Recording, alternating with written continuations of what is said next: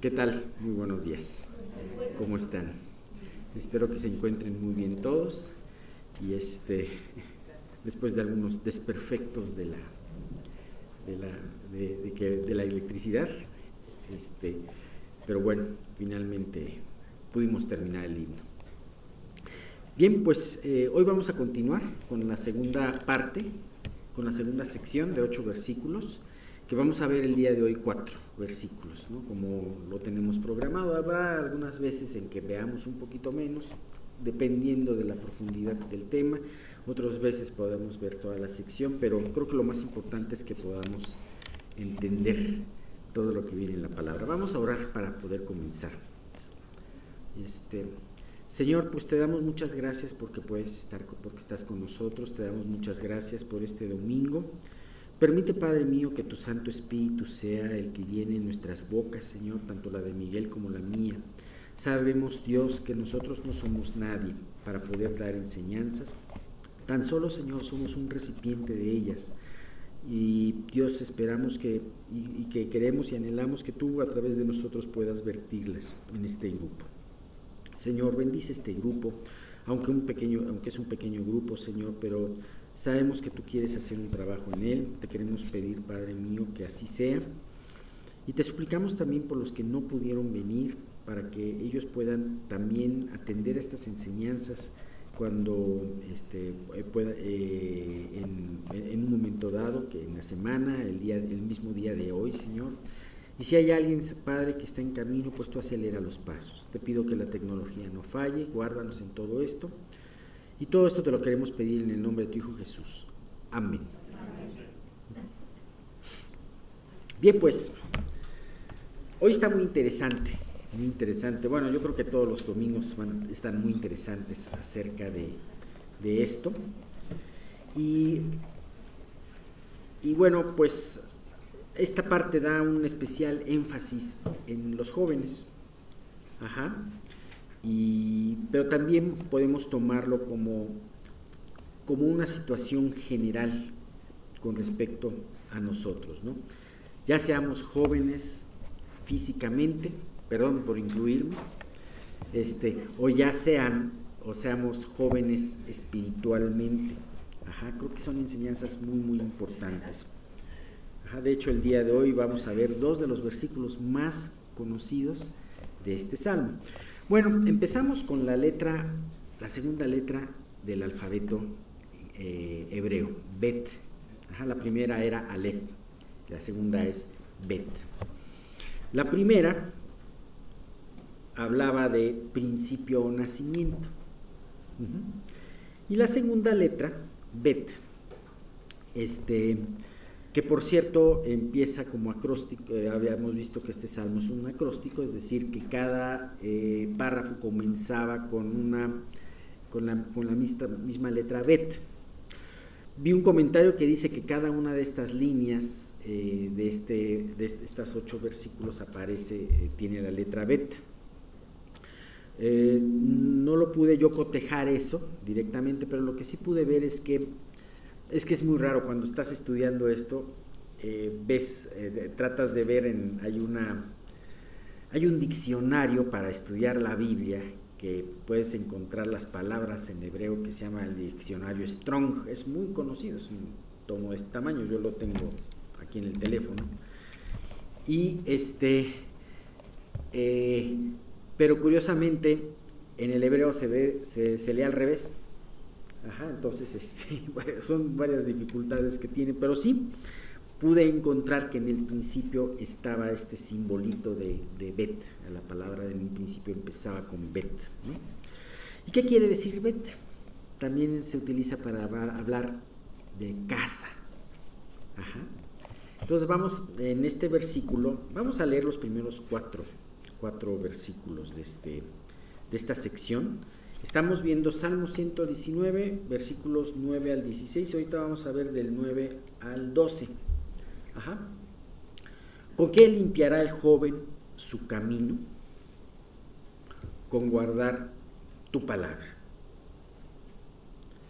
Con todo mi corazón te he buscado, no me dejes desviarme de tus mandamientos. En mi corazón he guardado tus dichos para no pecar contra ti. Bendito tú, oh Jehová, enséñame tus estatutos. Vamos a ver hasta aquí. Bendito, oh Jehová, enséñame tus estatutos. Entonces, me llama mucho la atención porque en este salmo aparece 2 veces la palabra, aparece en esta parte que estamos viendo 2 veces la palabra guardar. Y aparece también 2 veces la palabra corazón. En el caso del versículo dice el salmista, con todo mi corazón te he buscado. Y en el caso del versículo 11 dice, en mi corazón he guardado tus dichos. A mí me llama mucho la atención que precisamente en este salmo, en esta sección que la letra significa, de Bet significa casa, se habla de guardar y corazón. Y es que me he preguntado, ¿realmente ahí Dios, a través del salmista, nos está dando un mensaje de la importancia de hacer de nuestro corazón el hogar de la palabra, la casa de la palabra de Dios? Esto lo vamos a ver, ¿y esto qué quiere decir? Nos supone un reto para no solamente leer la palabra. Definitivamente nosotros no podemos leerla superficialmente, ¿no? ¿Para qué no nos sirve de nada leerla superficialmente? Tampoco nos sirve, aunque nosotros podamos sacar conjeturas, solamente tratarla de entender intelectualmente, sino aquí ya interviene algo más profundo. La palabra, estaba viendo precisamente en este diccionario la palabra que utiliza para corazón, no la tengo apuntada aquí, pero no habla especialmente de un órgano, como lo conocemos, como el corazón, sino habla del centro de algo, de la esencia de algo, de algo más profundo de la superficie, ¿no? ¿A quién le gusta comer carne? Levanten la mano. Espero que no haya ningún vegano aquí porque a lo mejor lo voy a ofender. Pero no sé si algún día han pedido en un restaurante, deme por favor un corazón de filete. Que es una carne gruesa y que generalmente a los conocedores de carne les gusta mucho el corazón de filete. Pues esa es la parte central, la mejor porción de la carne, ¿no? El corazón. Así, de esta manera, Dios quiere que podamos tener en su palabra en el lugar interno, en nuestra esencia, ¿no? Se habla de guardar. ¿Qué es lo que hace la palabra? ¿Qué es lo que hace una casa? Guardar, ¿verdad? Tenemos todos nosotros aquí, gracias a Dios, tenemos una casa que nos guarda, que nos da seguridad, nos guarda de las inclemencias del tiempo, es un lugar en donde nos guardamos para dormir en la noche, etcétera, etcétera, ¿no? De la misma manera, nuestro corazón debe de ser la casa de la palabra de Dios. Pero también se da una cosa al revés muy simpática, muy interesante. A su vez, la palabra de Dios debe de ser la morada de nuestro corazón, el lugar en donde podamos nosotros recargar nuestro corazón sin temor a equivocarnos. Sabemos que el corazón es engañoso y perverso, pero cuando el corazón se apoya y se aloja en la palabra de Dios, podemos tener la certeza de que el corazón está en un buen lugar, ¿no? Entonces, bueno. Ahora, el primer versículo, que lo conocemos muy bien. ¿Con qué limpiará el joven su camino? Con guardar tu palabra. Primeramente se nos habla en el versículo 9 del joven. Y la palabra que se utiliza en hebreo es naar, y específicamente es para utilizar una edad entre la niñez y la adolescencia. Déjame decirte una cosa. La niñez y la adolescencia es algo que durante mucho tiempo, muchas épocas, se ha menospreciado. A los niños y a los jóvenes se les ha menospreciado mucho, y en esta época de David y en la época de Jesús se les menospreciaba, se les utilizaba como ciudadanos de segunda. Cuántas una persona me platicaba que en su niñez no la dejaban opinar y le decían, no, es que tú no sabes nada de estas cosas porque eres niño, ¿no? Entonces con eso, entonces muchas veces se menosprecia la niñez, pero Dios ama a la niñez y Dios ama a la adolescencia, y para Dios es muy importante el jovencito, la jovencita, es muy importante. Entonces aquí Dios está dando un precepto muy hermoso. A Dios dice, ¿con qué limpiará el joven su camino? No solamente está diciendo, está hablando de joven, sino que para Dios es muy importante un joven con una vida limpia. Podemos ver, por ejemplo, en Marcos 10:14, esto que les estoy diciendo. Viéndolo Jesús, cuando se trataban de acercar varios niños a donde estaba él, y los discípulos decían, no, niños, váyanse, no molesten al maestro. Entonces Jesús, viéndolo Jesús, se indignó y les dijo, dejad a los niños venir a mí, y no se lo impidáis, porque de los tales es el reino de Dios. Así que aquí Dios empieza esta parte, hablando de la casa, diciendo, un joven es muy importante, pero además me interesa que ese joven limpie su camino. Es muy importante para Dios que un joven sea puro en su camino. Es otra cosa que está en contra de lo que te dice la sociedad. ¿Qué es lo que te dice la sociedad de la juventud? Ay, déjalo, es joven, que se destrampe ahorita, ¿no? Que le perdonamos siempre y cuando se divierta, le perdonamos su error y sus malas actitudes siempre y cuando se divierta. Así como diciendo que lo principal para lo cual están hechos los jóvenes el día de hoy es para la diversión, ¿no? Eso es lo que piensa el mundo, y eso es algo que está equivocado. Por eso se consienten muchas conductas equivocadas, dispensando a la juventud como desenfreno, ya se controlará después, falta de responsabilidad, ya después agarrará su responsabilidad, falta de propósito en la vida, etcétera. Sin embargo, en este versículo Dios nos está enseñando que es muy importante para Dios los jóvenes, y que las jovencitas tengan discernimiento, pureza y propósito en la vida. No solamente este versículo nos lo dice, podemos ver en Proverbios. Proverbios fue escrito para jóvenes, aunque nosotros y especialmente en los primeros 9 capítulos, aunque de ellos nosotros aprendemos mucho. Eclesiastés, la última parte, a partir de los últimos versículos del capítulo 11, tú puedes deleitarte cómo es una advertencia a los jóvenes, de ir buscando a Dios en los días de su juventud. ¿Sabes? Cuando un joven quiere vivir entregado para Dios, se vuelve una pieza muy valiosa. Me recuerda un poquito un proverbio que dice que aún el joven es estimado en grande cuando su conducta es correcta, ¿no? Lo estuve parafraseando, aunque lo dice mejor el original.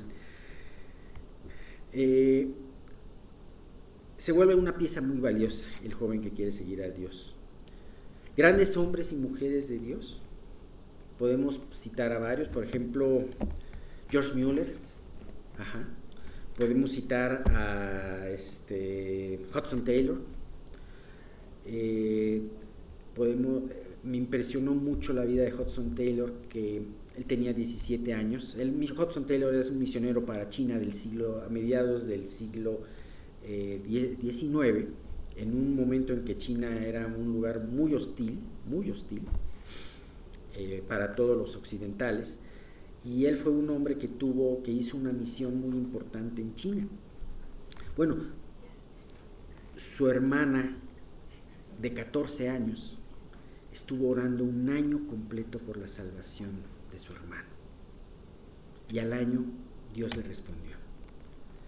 Así que es muy fuerte una vida de un joven al cual le entrega su vida a Cristo. Ahora, Satanás también sabe esto.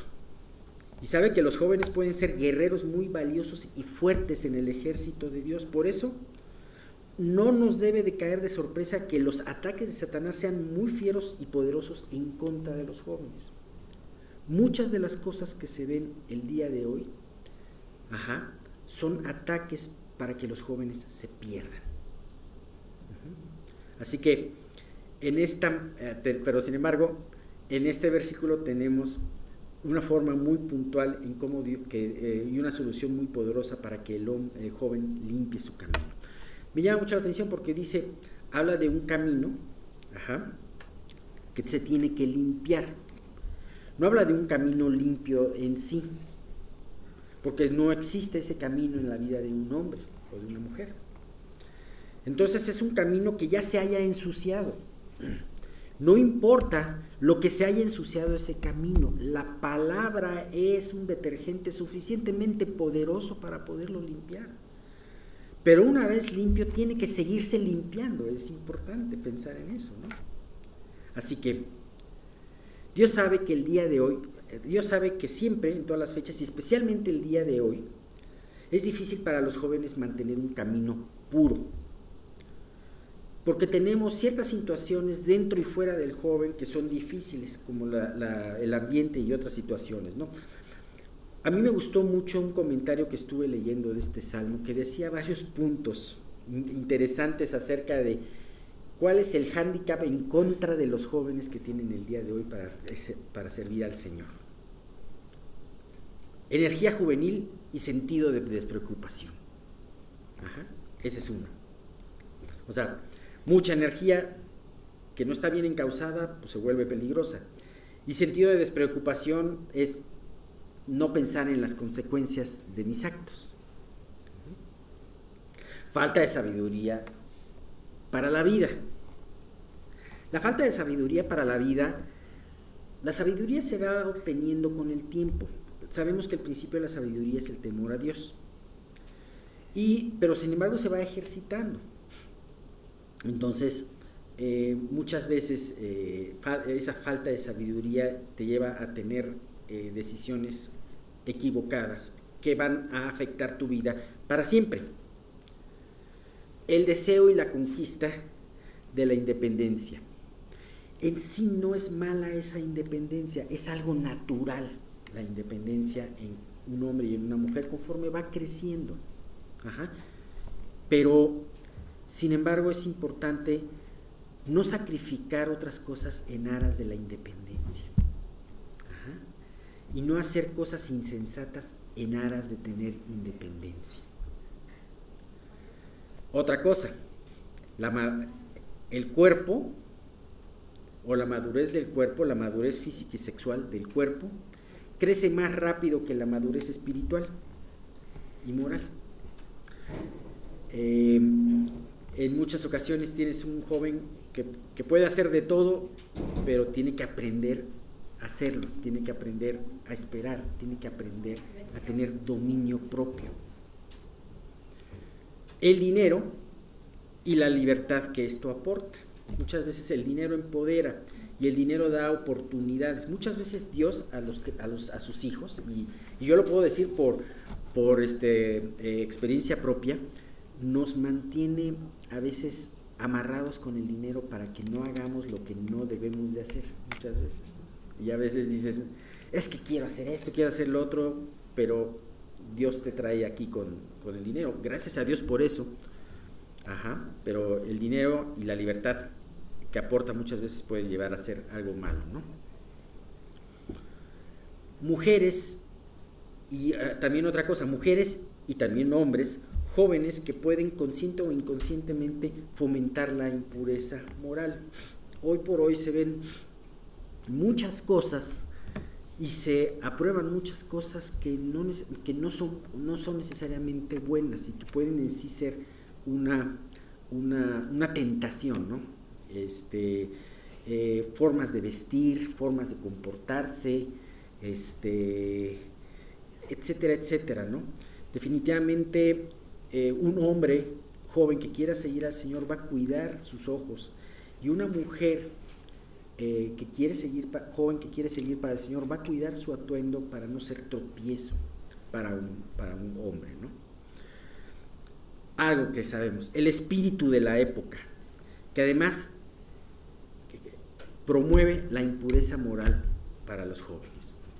El hecho de que el espíritu de la época constantemente te está presionando y te está diciendo, mira, que no te va a pasar nada, no pienses en las consecuencias, lo importante es el momento, lo importante es el placer que tengas en el momento, ¿no? Y otro, entre varios, el deseo de ser aceptado por compañeros de la misma edad y que enfrentan los mismos desafíos. Como ves, en todo esto que he mencionado, no es un ambiente fácil.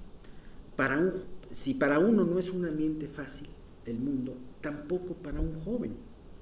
Ajá. Sin embargo, Dios con este versículo le da un enfoque muy fácil, muy práctico. La respuesta es sencilla y contundente. ¿Cómo limpiará el joven su camino? Con guardar tu palabra.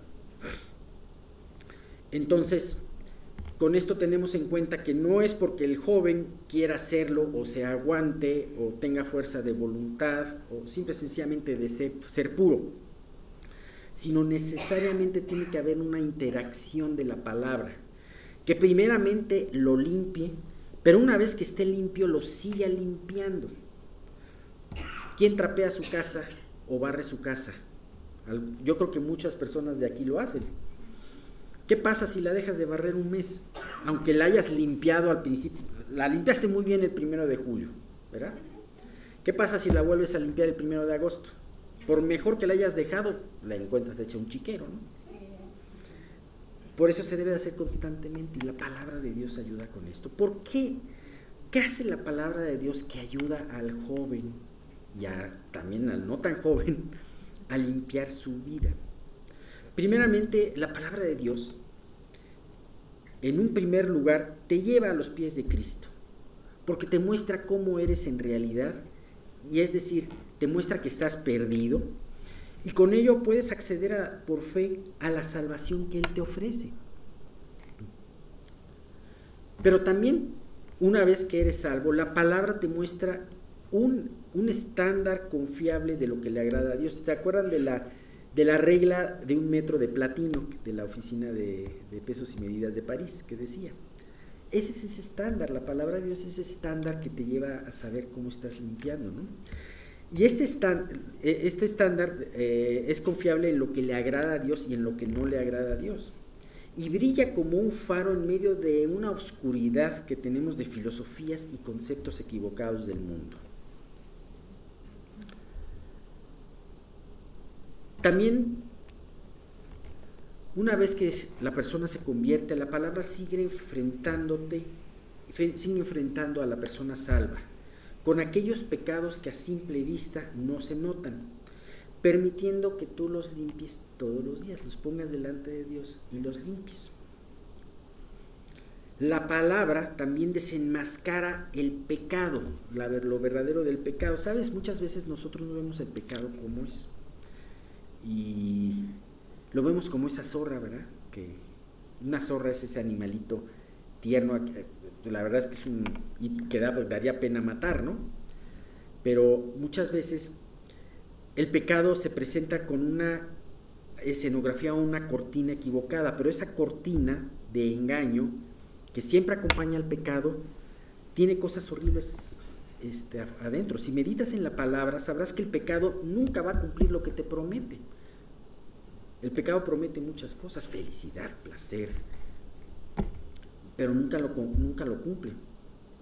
Vas a ver que argumentos como, ¿qué tanto es tantito? Ay, date este permisito, ya te lo mereces. No seas tan duro contigo, etcétera. Son argumentos engañadores, ya que ocultan la verdadera gravedad del pecado y de sus consecuencias. Podemos entonces concluir que si bien el joven puede ser fieramente atacado por el enemigo, la palabra sigue siendo la solución no solo para repeler estos ataques, sino también para poder contraatacar los falsos argumentos. Bien, pues podemos terminar esta parte y con esto pues ya nuestra sección del Salmo diciendo Efesios 6:17, la armadura de Dios, toda la parte de la armadura de Dios es muy importante, pero específicamente hay una parte que me gusta mucho que dice, la última que dice Efesios 6:17, y tomad el yelmo de la salvación y la espada del Espíritu, que es la palabra de Dios. O sea, el yelmo de la salvación es, si tú estás meditando en la palabra, vas a tener en cuenta, muy cercana de tu mente y de tu corazón, tu salvación. Y eso te ayuda para que no te descabece el enemigo. Pero además, la espada del Espíritu, que es la palabra de Dios. ¿Saben cuál? Hay un dicho en ajedrez que dice que la mejor defensa es el ataque, ¿no? No sé si han oído ese. Bueno, de toda la armadura de Dios, lo único que ofrece un ataque es la palabra de Dios. Todo lo demás es defensa. Las sandalias te ayudan a correr. El yelmo, el escudo, el cinturón te ayuda a defenderte, a estar defendido, ¿no? Que es muy importante estar seguro y estar defendido, ¿no? Pero la palabra no solamente te defiende, sino ataca. Y entonces por eso es muy importante decir, la palabra de Dios te va a ser posible, y no solamente al joven, sino también a los que no somos tan jóvenes, el poder limpiar nuestro camino. Lo siguiente que viene de esta primera parte, también tiene mucha relación con todo esto que vimos el día de hoy, pero si lo seguimos viendo, no vamos a ocupar todo el tiempo. Bien, pues continuaremos con este capítulo de Sed Santos, porque yo soy santo. Y la vez pasada estábamos viendo, entre otras cosas, el juicio de Dios, la actitud de los fariseos.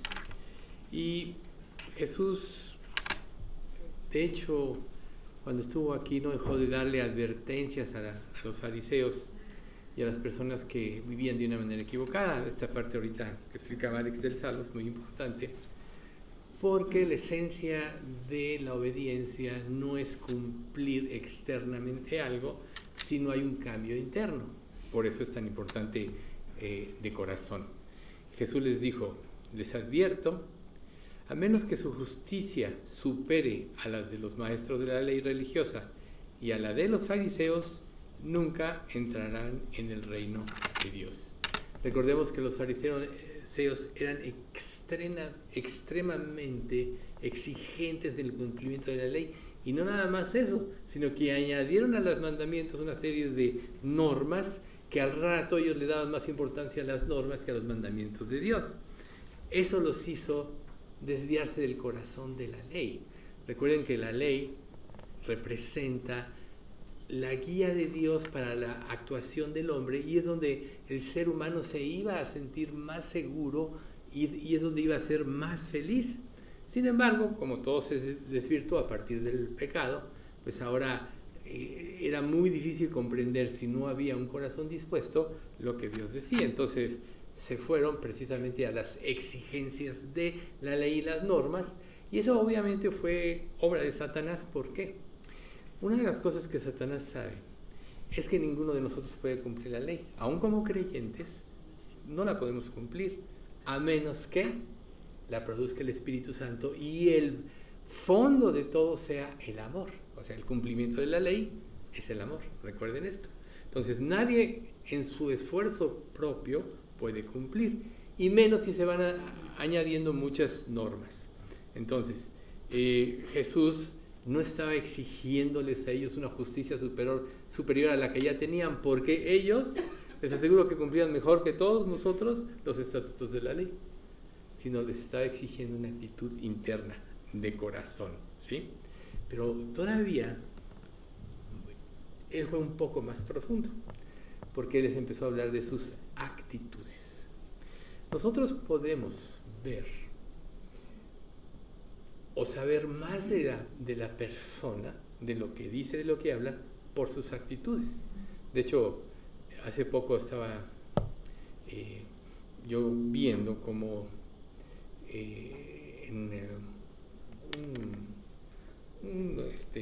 una exposición de lo que es el lenguaje, como todos los jueces, los que están en tribunales, los que juzgan, se fijan más en el lenguaje corporal que lo que las personas dicen, la mirada de los ojos, el movimiento de las manos y todo eso. Y precisamente nosotros muchas veces decimos algo, pero con una actitud diferente. Entonces eso desacredita lo que nosotros estamos diciendo. Imagínense con Dios. Llegar, Dios, voy a cumplir la ley, pero qué trabajo. Ay, Dios, pero me impones esto. Obviamente ahí estás en rebeldía en contra de Dios, porque te estás quejando por algo que ni puedes cumplir, pero además el único que te puede ayudar lo estás criticando, ¿sí? Entonces esto llevaba a la hipocresía, porque les llevaba a tener una apariencia de piedad, pero sus hechos decían todo lo contrario. Por eso Jesús les dijo, sepulcros blanqueados, que a la verdad por fuera os presentáis hermosos a los hombres, pero por dentro estáis llenos de rapacidad y de maldad. Entonces ahí volvemos a la cuestión del corazón, que es precisamente lo que hay en el corazón. Entonces tú, por ejemplo, puedes ver a muchos líderes religiosos que tienen aparentemente una apariencia de piedad, pero sus hechos niegan la eficacia de ello. Entonces nosotros, cuando Dios empieza a transformarnos, cuando acudimos a Él, por eso Él empieza a trabajar desde el corazón. Por eso Dios dice, dame, hijo mío, tu corazón, y miren tus ojos por mis caminos. Ese es el principio de la transformación, dar el corazón. De hecho, cuando Dios nos llama, Él, una de las cosas que quiere es un corazón dispuesto. Jesús decía, muchos son llamados, pocos escogidos. Esto quiere decir que Dios nos da el llamado a todos, pero pocos escogidos, y la clave es cambio de actitud del corazón.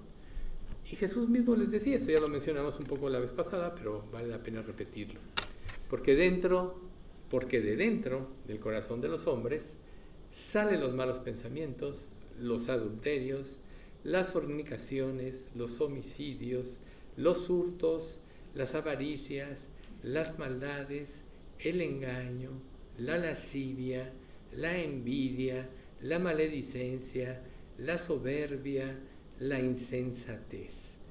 Todas estas maldades de dentro salen y contaminan al hombre. Entonces, otro pasaje dice que el corazón conoce la amargura, el espíritu conoce la amargura de su alma y extraño no se entremeterá en ella. Esto quiere decir que por dentro nosotros pensamos y hacemos cosas y por fuera tratamos de aparentar, pero siempre vamos a ser descubiertos. El problema siempre radica primariamente en nuestra relación con Dios. Nosotros somos, en nuestra relación hacia lo demás, reflejo de lo que es nuestra relación con Dios.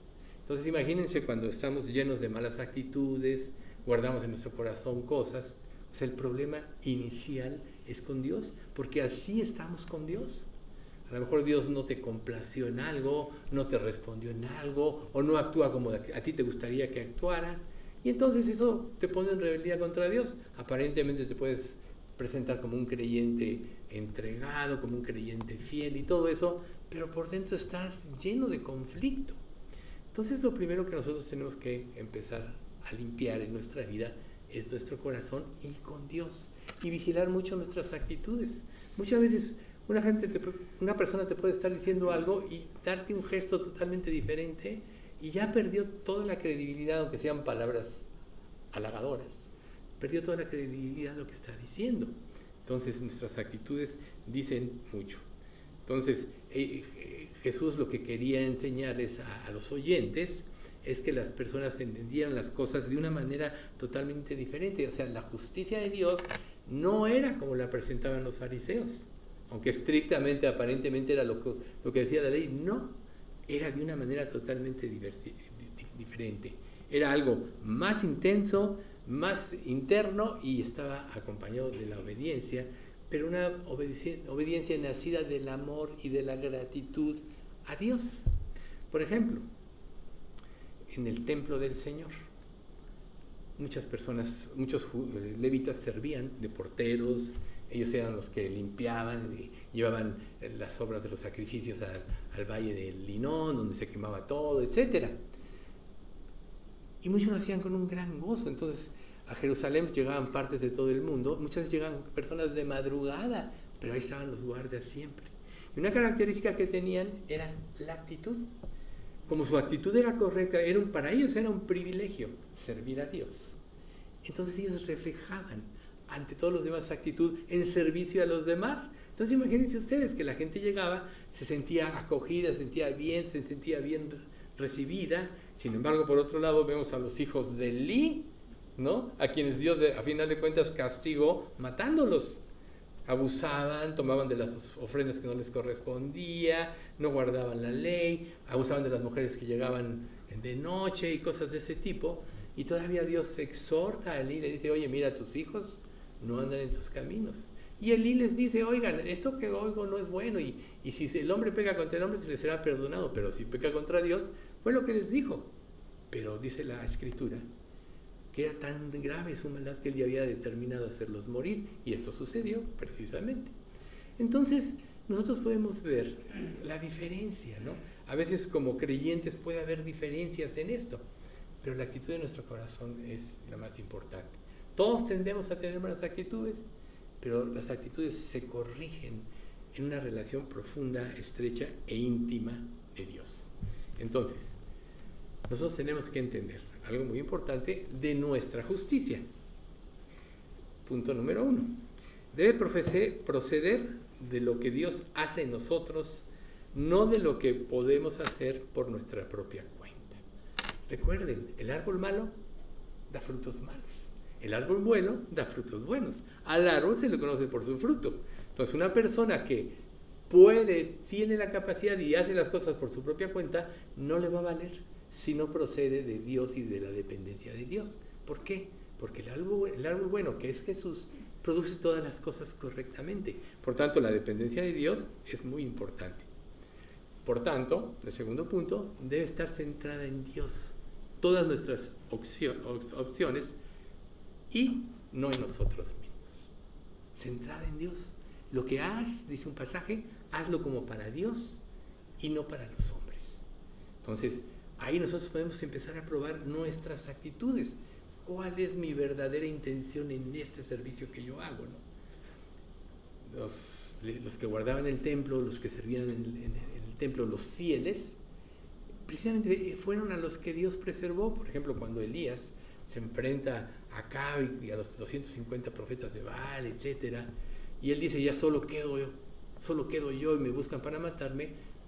La divina respuesta le dice: me he guardado 7,000 hombres que no han doblado sus rodillas delante de Baal. O sea, Dios siempre tiene un remanente fiel, pero ese remanente fiel está conformado por quien de corazón busca y sirve a Dios. Por tanto, en nuestras acciones diarias, nosotros tenemos que hacer las cosas siempre como para Dios. Y nuestro servicio va a mejorar. A lo mejor te cansas de algo, ¿no? Por ejemplo, si tienes contacto con el público, tú vas a hacer un trámite, por ejemplo, y llegas a una oficina de gobierno, cuando menos más antes, ahora ya han mejorado un poco, pero y todos te trataban mal, no te hacían caso, luego llegabas y oye, no hay nadie que atienda, es que se fueron a almorzar, o sea, en horas de trabajo. A mí me llegó a pasar, tuvimos que esperar media hora o casi una hora a que llegaran de almorzar los señores, ¿no? Bueno, o sea, pero luego llegas y están con mala actitud. Una vez fui a pagar un predial a la oficina del predial, y ¿qué crees? La persona, no sé por qué le caí mal, porque no la había visto nunca, pero me dice: usted tiene que hacer estos cálculos para que pague su impuesto predial. Pues ok, a ver, ya me fui a una de esas repisitas, ahí me estuve casi 40 minutos y total, lo resolví.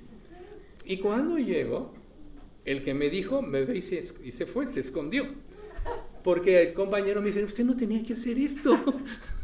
O sea, ven ustedes, yo dije, qué maldad de este hombre. Entonces, el Señor me lo resolvió en 1 minuto. Pero ¿por qué una persona te trata así? Yo me pregunté, pues, ¿qué le hice? Nunca me había visto. Bueno, nosotros vemos esto, ¿no? Entonces, siempre nos vamos a encontrar con esos. Pero lo importante no son los demás, sino nosotros. Si nosotros hacemos las cosas como para Dios, entonces eso automáticamente va a corregir nuestras actitudes. Tercero, debe estar basada en la reverencia a Dios, no en la aprobación de la gente. ¿Cuántas cosas nosotros no podemos hacer para que la gente nos apruebe, para que nos elogien y cosas de ese tipo? Y cuando hacemos esto nos estamos desviando. Entonces todo lo que hagamos debe ser basado en nuestra reverencia a Dios. ¿Y qué significa reverencia? Respeto a lo que Dios es y a lo que Dios dice, y eso incluye obviamente su palabra. Y punto número 4, debe ser motivada por el deseo de vivir de acuerdo a los principios de Dios y no simple y sencillamente por cumplir. Cumplir sin una actitud de corazón de nada te sirve, porque nadie puede cumplir. Precisamente por eso el ser humano no puede cumplir la ley, porque recuerden que su corazón su mente, su corazón está afectado por el pecado, que ve las cosas opuestas o al revés de lo que Dios dice. Entonces tiene que estar basado de acuerdo a lo que Dios dice, pero con un deseo de agradar a Dios, con un deseo de honrarlo. Recuerden, en Ezequiel 33:22 dice, no lo hago por vosotros, hablando del regreso, por vosotros, oh casa de Israel, sino por amor de mi santo nombre, el cual vosotros habéis blasfemado en los lugares donde fuiste. Esto era el regreso de Babilonia. Poquito después dice, os daré un corazón nuevo, etc. No lo hago por vosotros, sino por amor de mi santo nombre. Por tanto, si nuestra motivación no está en vivir de acuerdo a Dios, honrarlo y venerarlo, ahí nosotros ya vamos a fracasar. Entonces, nosotros no debemos preocuparnos tanto, porque a lo mejor tú puedes ser muy hipócrita y puedes ser un buen fingidor, que te presentas agradable a la vista de los hombres, pero por dentro no estás así. Entonces, primero tienes que probar tus actitudes con Dios. Por eso es tan importante la oración, por eso es tan importante dentro de la oración, antes que nada, de alabar a Dios, de honrarlo, de ponerlo en su lugar, darle lo que Él tiene, lo que Él es, santo, santo, ahí está el Padre Nuestro, ¿no? Santificado sea tu nombre, venga tu reino, etc. Ahí, después de poner a Dios en su lugar, en el lugar más alto, tenemos que probar nuestro corazón. Examinaos a vosotros mismos, si estáis en la fe. Probaos a vosotros mismos. ¿O no sabéis que Jesucristo está en vosotros a menos que estéis reprobados? O sea, tenemos que examinarnos. ¿A la luz de qué? A la luz de nuestro pensamiento, pues no. Ahí ya fallaste, engaños desde el corazón, más que todas las cosas. A la luz de la palabra, a la luz del amor de Dios, a la luz de vivir para agradar a Dios. Entonces, cuando tú empiezas a tener esta relación íntima, es como si todo empezara a subir. Casi siempre y de forma natural, nosotros escondemos hasta lo más profundo esas cosas que no queremos ni ver en nosotros. Las sepultamos y hasta las podemos olvidar. ¿Qué efecto tiene la palabra en todo eso? Como dice Hebreos 4:12, ¿no? Penetra hasta lo más profundo del alma y del espíritu, de las coyunturas y los tuétanos, y discierne las intenciones y los pensamientos del corazón. O sea, la palabra nos ubica, nos hace ver la realidad de lo que somos nosotros mismos. Entonces, cuando nosotros nos analizamos a partir de cualquier otra cosa que no sea la palabra, vamos a fallar, porque tú en tu pensamiento, en relación de todos los que te rodean, eres más sabio, eres más inteligente que los demás. Tu criterio es mejor que los demás. Aún tu postura cristiana para ti, tú eres mejor cristiano que los demás.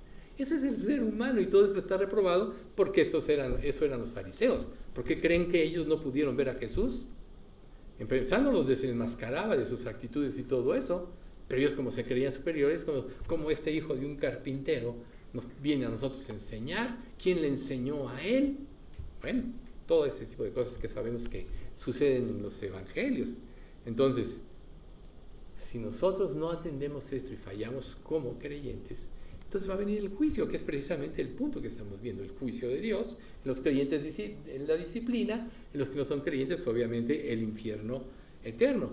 Pero si nosotros recordamos el propósito de Dios al traer el juicio, entonces nos va a dar confianza, porque el objetivo de un juicio, de una disciplina, es traer cambios a fin de que nos acerquemos a Él.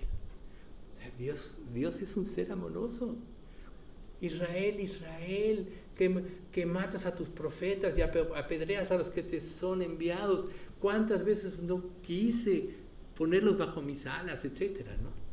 O sea, Jesús mismo decía, son rebeldes, yo estoy en la mejor posición, pero a raíz de rechazarlo, porque si vemos el libro de Jueces, Israel fracasaba porque se desviaba, tenía una invasión o hambre o lo que sea, llegaba un juez. Dios lo sacaba durante la vida de ese juez. Luego otra vez y así. Vemos todo el libro de Jueces hasta que Dios trajo ya al profeta Samuel y luego ya empezó los reyes de Israel, pero igual fue el mismo fracaso. De los reyes, son pocos los reyes que fueron fieles. Samuel fue fiel, pero cuando se presentan con Samuel, el pueblo de Israel le dice, ¿sabes qué? Queremos que pongas un rey porque tus hijos no andan en tus caminos. Habían aceptado la corrupción, se habían inclinado hacia situaciones injustas. Y nosotros, bueno, estamos viendo en esta sección de un llamado más elevado, la justicia, ¿sí? Entonces, que quede muy claro, la ley es la norma de santidad para todos nosotros, pero cómo la tomemos, cómo la aplicamos, eso va a ser la diferencia, porque la más leve transgresión a la palabra de Dios implica una violación, que es pecado. Nosotros sabemos que hay grados de pecado, ¿sí? A veces hacemos cosas sencillas como una aparentemente mentira piadosa, hay personas que asesinan, pero en realidad cualquier pecado, por más leve, ingenuo que sea, es una violación a la ley.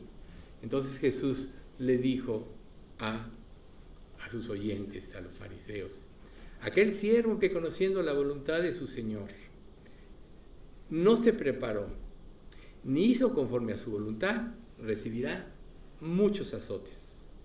Mas el que sin conocerla hizo cosas dignas de azotes, será azotado poco, porque a todo aquel a quien se le haya dado mucho, mucho se le demandará. Y al que mucho se le haya confiado, más se le pedirá. De hecho, nosotros aquí, viniendo a un estudio como este, conociendo ya los principios de la palabra de Dios, violar es una mayor transgresión que el que esté en la calle y viola, que es ingenuo, claro. Ya sabemos que hay una diferencia en quien es hijo de Dios y quien no lo es, ¿sí? Pero hasta hay un principio legal que dice que la ignorancia de la ley no exime de la obligación del cumplimiento de ella. O sea, de todos modos hay culpables. Entonces, aunque la ignores, eres culpable. Pero conociéndola e ignorándola y violándola, trae un mayor juicio. Entonces, nosotros tenemos que recordar siempre que hay grados de pecado y tenemos que entender esa diferencia. Pero, por otro lado, tenemos que atender todo. Porque recuerden que los grandes pecados vienen como producto de pequeños pecados. Si no, Cantares no diría, cazadnos las zorras, las pequeñas zorras que destruyen las viñas, porque nuestras viñas están en flor. A veces nos concentramos en grandes pecados y descuidamos pequeños pecados, pero esos pequeños pueden destruir la viña de tu vida, pueden destruir tu testimonio, pueden destruir o afectar tu discernimiento espiritual de la palabra. ¿Por qué creen ustedes que hay tantas falsas doctrinas ahora en el cristianismo? Por falta de obediencia, por falta de someterse a Dios, y eso trae falta de discernimiento, y por tanto las personas acomodan las cosas a lo que ellos quieren que la gente quiera que entienda, y minimizan o anulan lo que está en desacuerdo de la palabra con ellos. Eso es lo que vivimos hoy, que claramente ya estamos viviendo la época de la apostasía. Recuerden, sabemos ya que estamos en el fin de los tiempos, y la palabra dice que en Mateo 24, que no vendrá el fin de los tiempos sin que antes se manifieste la apostasía. Hoy estamos viviendo la más grande apostasía. Y si nosotros conocemos la palabra de Dios en forma profunda, entonces vamos a dejar de discernir la diferencia entre la maldad y lo que es correcto, lo que es real. La diferencia entre un pecado grande y un pecado pequeño. Por eso viene la limpieza. Por eso tenemos que confesar cada pecado, pequeño o grande.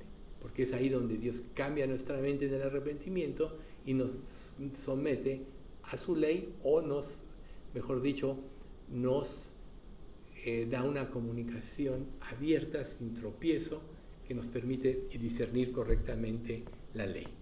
Entonces, algo que es muy importante para que veamos la gravedad del pecado es que todos nuestros pecados son una traición a Dios.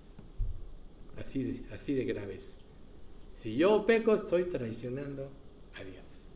Entonces, por eso fue que necesitamos nosotros un Salvador, quien tuvo una justicia perfecta, quien nunca pecó, y es el único que podía redimirnos tomando nuestro lugar en el juicio por los pecados.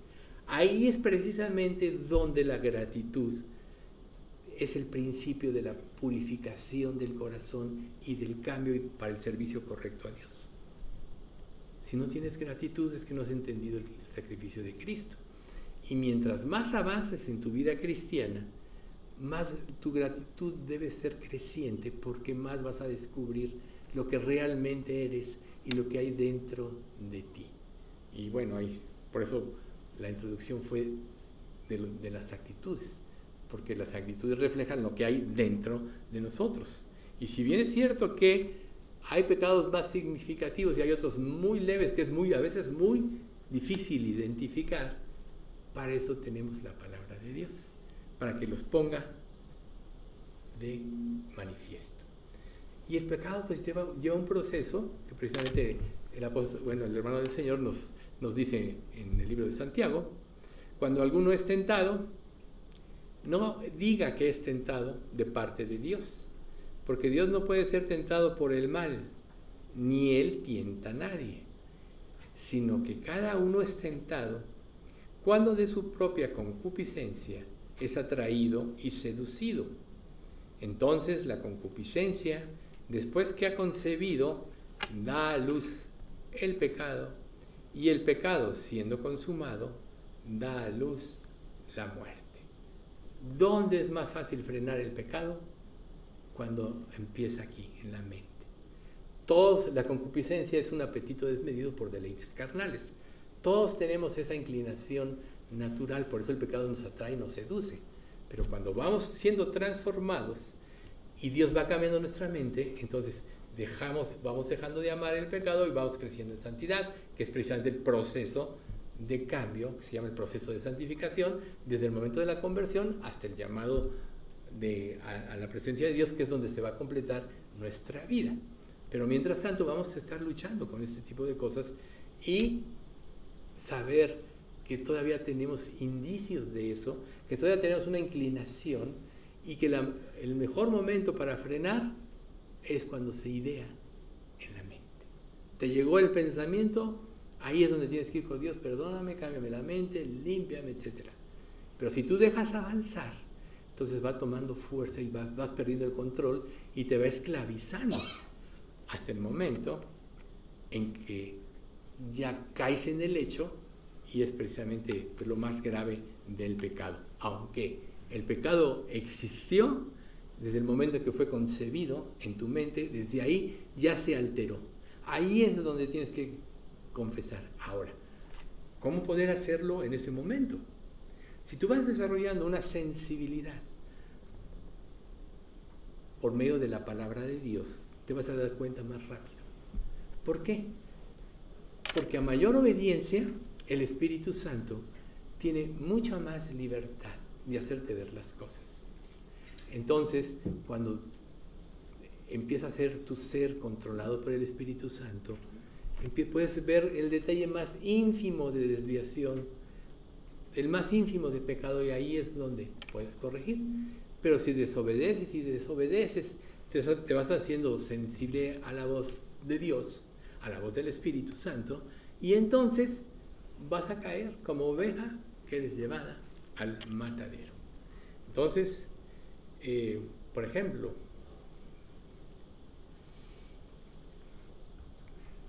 vamos a hablar de las dietas. Aquí tenemos dos nutriólogas. En el mundo, ahora en la actualidad, como han sido las cosas, muchas personas ya tienen una idea de que tienen que comer sano, etcétera, y muchas personas gastan mucho dinero en dietas, ¿sí? Hay excelentes razones para mantener un buen peso y todo eso. Pero aquí vamos a volver a la motivación. Por supuesto que la obesidad es un problema, trae problemas de salud y a la larga trae problemas de enfermedades, etc.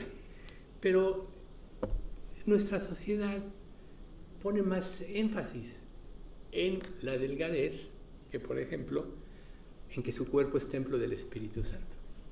O sea, pone énfasis en la apariencia personal, hablando ya de creyentes, en que realmente las cosas deben ser para la gloria de Dios. Y entonces, por supuesto que es bueno estar delgado, es bueno lucir bien. También hay personas que no pueden adelgazar porque tienen otro tipo de problemas físicos, ¿no? Pero la actitud que nosotros tengamos es precisamente lo que le va a dar un hecho. Si tú lo haces meramente para tener una apariencia física, eso se llama idolatría. Si tú lo haces porque tu cuerpo es templo del Espíritu Santo y quieres glorificar a Dios, eso es como debe ser. Eso se llama espiritualidad. Entonces, bueno, aquí el ejemplo de la dieta es muy importante porque todo el mundo lo conoce. Pero, por ejemplo, vamos a hablar de la calumnia. ¿Cuántas personas se ponen a profundizar en lo que es la calumnia?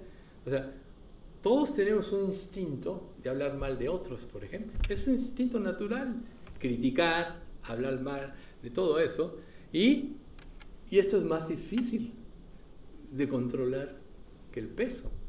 Si nosotros vemos en el conjunto de leyes que Dios nos va dando y de normas que nos pone, su intención es fortalecernos internamente por medio de su Espíritu Santo. Pero muchas veces las personas le dan más énfasis a ciertas cosas que a principios espirituales y a principios morales, como este de la calumnia. Por ejemplo, el mismo Santiago dice, hablando de la lengua, que es lo que propicia la calumnia, así también la lengua es un miembro pequeño, pero se jacta de grandes cosas. He aquí cuán grande bosque enciende un pequeño fuego. Y la lengua es un fuego, un mundo de maldad. La lengua está puesta entre nuestros miembros y contamina todo el cuerpo e inflama la rueda de la creación, y ella misma es inflamada por el infierno, porque toda naturaleza de bestias y de aves y de serpientes y de seres del mar se doma y ha sido domada por la naturaleza humana. Pero ningún hombre puede domar la lengua, que es un mal que no puede ser refrenado, llena de veneno mortal. Con ella bendecimos al Dios y Padre, y con ella maldecimos a los hombres que están hechos a la semejanza de Dios. De una misma boca proceden bendición y maldición. Hermanos míos, esto no debe ser así. Entonces, por eso aquí el ejemplo de la dieta Y ahora vamos a la cuestión más profunda, la calumnia. O sea, ¿quién de nosotros no fácilmente puede hablar mal? A todos nos pasa. Y nosotros al hacer esto, pues estamos violando el segundo mandamiento. Dime una cosa, ¿tú ante ti mismo hablas mal de ti mismo? Digo, más bien tendemos a justificarnos, ¿no? Así yo soy el bueno y todos son los malos, yo tengo la razón y nadie me comprende, ¿no? Cuando tú digas yo tengo la razón y nadie me comprende, malo, malo, malo. Pero no te calumnias a ti mismo, es muy fácil hacerlo. Y se nos olvida que la Biblia dice que cuando nosotros, en Romanos en el capítulo 2, dice, cuando nosotros juzgamos en otros, nos condenamos a nosotros mismos porque nosotros mismos hacemos lo mismo. Entonces, ahí es donde nosotros, la misma palabra nos empieza a dar sabiduría para este tipo de cosas. Entonces, a lo mejor sí, hay personas que pueden controlar esto y hacerlo para la gloria de Dios, como decíamos, respecto a la dieta, al peso, etcétera, está correcto. Hacerlo para la gloria de Dios, si no vemos a un mundo hoy lleno de idolatría en esto. Pero la calumnia es algo que no se le pone mucha atención. Entonces, así como que hay aquí un conflicto, ¿no? O sea, la piedad y una lengua sin control no son compatibles. Dios nos enseña a ser piadosos. Una lengua sin control es una lengua cruel que juzga. Entonces nosotros tenemos que aprender cuando empezamos a obedecer y el Espíritu Santo nos fortalece, como dice Efesios 3, fortaleciendo con poder en el ser interior por medio de ese Espíritu, para que habite Cristo por la fe en vuestros corazones, a fin de que arraigados y cimentados en amor, seáis plenamente capaces de comprender con todos los santos cuál sea la anchura, la longitud, la profundidad y la altura, y de conocer el amor de Cristo que excede a todo conocimiento, para que seáis llenos de la plenitud de Dios. Entonces aquí el punto importante de Efesios 3, Dios fortalece tu espíritu y te permite conocer todos los ángulos, la altura, el oriente, el poniente, ¿no? Etcétera. Entonces es la palabra de Dios lo que nos da, y ahí va a tocar todas esas áreas de nuestra vida que nos van a ayudar y no nos van a llevar a concentrarnos solo en ciertas áreas, porque a lo mejor tú te sientes seguro en áreas que dominas. Yo me acuerdo que una vez fui a ver a una persona y me dice, mire, yo padezco insomnio y no dormí, pero soy politólogo y sé escuchar muy bien. A ver, empiéceme a decir. Y yo traté el asunto. Pero dentro de eso, le empecé a testificar. ¿Y qué hizo este hombre? Me trataba de sacar del terreno y me trataba de llevar al terreno que él dominaba, donde él se sentía seguro. Y muchas veces cuando nosotros hablamos con los demás, así pasa. O cuando se nos habla a nosotros. Cuando no queremos recibir una exhortación de Dios, nos salimos de ahí y nos vamos al terreno donde nos sentimos seguros. Pero ¿qué pasa si tu seguridad no está basada en la palabra de Dios? Te vas a tambalear siempre. Las personas que no tienen su seguridad en la palabra de Dios no tienen aplomo. Y cualquier cosita las tambalea. Y siempre van a tratar de llevarte al punto en el cual se sienten seguros. Apliquemos esto a nuestra vida. ¿Cuántas veces nosotros no podemos estar rechazando la voz de Dios porque no haya cabida en nuestro corazón la palabra y tratamos de llevar a Dios mismo a un punto donde nosotros nos sentimos seguros, justificando? Sí, Dios, no hago esto, pero voy a la iglesia. Sí, Dios, no hago esto, pero oro diario. Sí, Dios, no hago esto, pero leo la Biblia, cosas así. Pero aquí puedes arreglar tu problema. No, tu problema se va a arreglar cuando tú digas, Señor, he pecado. No. O sea, Daniel, el profeta amado de Dios, la misma palabra dice, eres muy amado. Cuando Daniel en el capítulo 9 u 8 empieza a confesar el pecado de Israel, él se pone en primer lugar. He pecado contra ti. Luego incluye al pueblo de Israel, hemos pecado contra ti, porque todos pecamos. No hay hombre que haga el bien y nunca peque. Entonces, por eso es que es tan vívido el fruto del Espíritu contra el fruto de la carne. La vez pasada vimos el fruto de la carne: adulterio, fornicación, inmundicia, lascivia, enemistades, pleitos, celos, iras, contiendas, disensiones, herejías, orgías y cosas semejantes a estas. Ese es el fruto de la carne. Y luego el fruto del Espíritu, que es precisamente lo que Dios produce, que es el carácter de Dios, que ahí donde están las virtudes verdaderas. Mas el fruto del Espíritu es amor, gozo, paz, paciencia, benignidad, bondad, fe, mansedumbre y templanza. Eso es lo que Dios produce. Entonces nosotros deberíamos de concentrarnos en ir con Dios para decir, Dios, produce en mí esos frutos. ¿Y cuál es el primer fruto? Amor. El amor cubrirá multitud de pecados. El amor cubrirá todas las faltas. El amor no busca lo suyo, etc. No se irrita, no guarda rencor. Todo lo sufre, todo lo cree, todo lo soporta. El amor nunca deja de ser. Ahí es donde tenemos que concentrarnos. Y naturalmente va a venir el resultado de nuestra relación con Dios, gozo, la paz de Dios que sobrepasa todo entendimiento. Por ejemplo, Isaías 32:17, el efecto de la justicia, la de Dios, será la paz. Y la labor de la justicia, reposo y seguridad para siempre. ¿Dónde estás tú? Y luego, bueno, la bondad, la fe, sabemos que es un don, ya lo sabemos. El dominio propio, bueno, ya hablamos en un sentido un poco de esto. Entonces, el fruto del Espíritu es la marca de una persona que está creciendo en santidad. Por eso, si algo te tienes que concentrar, es en esto. Pero no en la forma que lo hacían los fariseos.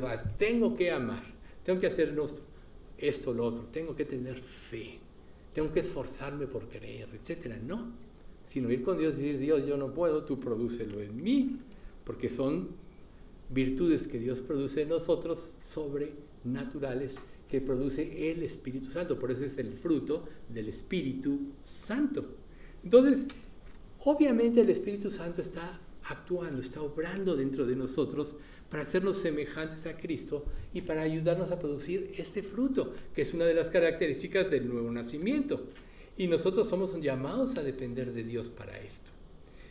Generalmente, nosotros nos concentramos, los frutos de la carne, los frutos del Espíritu, pero nunca ponemos atención que para que estos se den, los próximos dos versículos, 24, 25 y 26, nos dicen algo que, perdón, no es este todavía. Bueno, sí, se los voy a ver. 23 al 26 dice, pero los que son de Cristo han crucificado la carne con sus pasiones y deseos. Si vivimos por el Espíritu, andemos también por el Espíritu. No nos hagamos vanagloriosos, irritándonos unos a otros, envidiándonos unos a otros. Gálatas 5, 23 al 26. Aquí el 23. Pero los que son de Cristo han crucificado la carne con sus pasiones y deseos. Para ser llenos del Espíritu, tienes que negar cualquier inclinación o indicio tuyo que te lleve al pecado. Ahora, para esto nosotros tenemos promesas de Dios, como que Él va a producir si dependemos de Él, todo en nosotros, como dice, y el Dios de paz que resucitó de los muertos al Señor Jesucristo, el gran pastor de las ovejas por la sangre del pacto eterno, os haga aptos en toda obra buena para que hagáis su voluntad, haciendo o produciendo Él en vosotros lo que es agradable delante de Él por medio de Jesucristo, a cual sea la gloria por los siglos de los siglos. La vida cristiana es una vida que produce Dios. Y Dios la produce cuando le rendimos nuestro corazón y empezamos a cumplir todo lo que Él nos pide por amor a Él. Por eso es tan importante meditar en el sacrificio de Cristo cada día, de qué nos libró. Sí, es importante meditar en el infierno y infierno eterno. Y claro que en el infierno va a haber grados de castigo de acuerdo a la maldad, pero por el más mínimo que sea el pecado, quien no recibió al Señor Jesucristo, no se convirtió, se va a ir al infierno y va a tener menos grados de castigo, sí, pero para siempre, eternamente, y ya no hay regreso. Esta vida es el tiempo. Entonces, a nosotros esto nos pone en una encrucijada en el sentido de que ¿qué vamos a hacer nosotros si ya tenemos el conocimiento de la palabra con todos aquellos que no lo tienen? Con todos aquellos que son rebeldes a la voz de Dios. ¿Sí? Lo primero que tenemos que hacer es que Dios nos transforme verdaderamente. Dice Miqueas 3:8. Mas yo estoy lleno de poder del Espíritu de Jehová, y de juicio y de fuerza, para denunciar a Jacob su rebelión y a Israel su pecado. O sea, este profeta, Miqueas, se llenó de Dios y claramente dijo, yo estoy lleno para denunciar. ¿Cómo vas a denunciar si no tienes la suficiente convicción, ¿no? ¿Cómo irán si no hay quien les predique? ¿Cómo predicarán si no fueren enviados? Entonces, aquí el punto es, ¿quieres realmente servir a Dios? Tienes que concentrar tu vida en que Dios produzca en ti la vida que Él quiere, y tienes que tener conciencia que no son apariencias externas lo que va a agradar a Dios, sino actitudes internas. Apariencias externas, acuérdate siempre de fariseos, saduceos y herodianos o intérpretes de la ley. Ahí está, eran los grupos que había. Y pensando en esto, que lo repetimos eventualmente, Miqueas 7, 18 y 19, ¿qué Dios como tú, que perdona la maldad y olvida el pecado del remanente de su heredad? No retuvo para siempre su enojo. Antes, dice, porque Él se deleita en misericordia. Él volverá a tener misericordia de nosotros. Sepultará nuestras iniquidades y echará en lo profundo del mar nuestros pecados. Tenemos que acudir a un Dios que está dispuesto a perdonar, que está dispuesto a restaurar. No importa lo que hayamos pasado en nuestra pasada vida antes de pecado, y aún como creyentes, nuestra falta de entrega, nuestras áreas de inconstancia. Si vamos a Dios y decimos, Dios, perdóname, Él está dispuesto a perdonar, a sepultar nuestros pecados y echarlos a lo más profundo del mar. Él no se acuerda. A lo mejor tú dices, yo perdono algo, y te acuerdas de lo que te hicieron. Dios perdona y olvida. Entonces somos sus hijos los que hemos recibido, y si alguien no tiene esa seguridad, siempre puede ir a Dios. Aquí siempre lo decimos. Lo importante es que Dios te confirme a ti que eres hijo de Dios. No puede ser que tengas un falso concepto, y por eso discernimos tantas cosas aquí, de ti mismo, y creas que eres salvo sin serlo. Más bien, estás seguro. Pero este pasaje, por eso lo introduje aquí, que Dios está dispuesto. Sin embargo, para concluir, también nosotros tenemos que tener presente lo que Dios dice para aquellos que toman las cosas a la ligera y dicen, bueno, muy buenos conceptos, y sigues viviendo tu vida. Apocalipsis 22:11. El que es injusto, sea injusto todavía. Y el que es inmundo, sea inmundo todavía. Y el que es justo, practique la justicia todavía. Y el que es santo, santifíquese todavía. Ahí está, en cada uno de nosotros. Ahí está lo que Dios nos dice al último. ¿Quieres vivir en injusticia? Sigue en injusticia. Todos vamos a cosechar lo que sembramos. Si sembramos para Dios, las cosas que hagamos por amor a Dios, para su gloria, con todo nuestro corazón, tendremos una recompensa eterna. Así como el infierno un castigo eterno, tú vas a tener recompensas eternas. Si lo hacemos a la ligera o con mala actitud o cosas así, de nada te vale, todo se va a quemar. Por eso es que lo que hagas, hazlo como para Dios y no para los hombres. Ya Dios juzgará cualquier otra cosa, hazlo como para Dios. Pero Dios quiere que nosotros sepamos que estamos trabajando, si queremos servir a Dios, para la eternidad. Entonces, todo es cuestión de fe, si se dan cuenta. ¿Qué voy a hacer? ¿Cómo lo voy a hacer? Por eso esta parte final del estudio se llama un llamado más elevado. porque Dios quiere hacer que despeguemos de esta tierra, que vayamos nos concentremos en las cosas del cielo. Y Dios, que no es deudor de nadie, Él se ocupará de nosotros, se ocupará de nuestra vida. Vamos a dar gracias. Padre bendito, cuántas gracias te damos por este estudio. Gracias, Señor, porque solo tú, a través de tu Santo Espíritu, puedes iluminar estas verdades y darles vida para que las entendamos de corazón. Realmente, Padre, anhelamos que tú nos transformes y nos hagas a la semejanza de Cristo. Señor, ¿qué caso tiene vivir por las cosas de este mundo donde todo se va a quemar? Y más ahora, Padre, que nosotros ya estamos en el fin de los tiempos, que el tiempo está tan cerca, quizá más de lo que nos imaginamos. Concédenos ese corazón contrito y humillado cada día al que tú nos desprecies, que nos concentremos verdaderamente en el servicio a ti, Señor, y no en nosotros mismos. Sabemos, Padre, que tú te adelantas a los deseos de nuestro corazón, que quien te busca de corazón, nada le falta, como tú lo declaras en tu palabra. Pero para nosotros lo más importante te pedimos que sea servirte a ti, glorificarte a ti y, Señor, hacer todas las cosas por amor. Enséñanos a amar a nuestro prójimo, Señor. Enséñanos a sacar de dentro de nosotros todas aquellas cosas que estorban el progreso de la santidad, porque realmente anhelamos que tú formes a Cristo en nosotros. Padre bendito, te pedimos todo esto en nombre de nuestro Señor Jesucristo.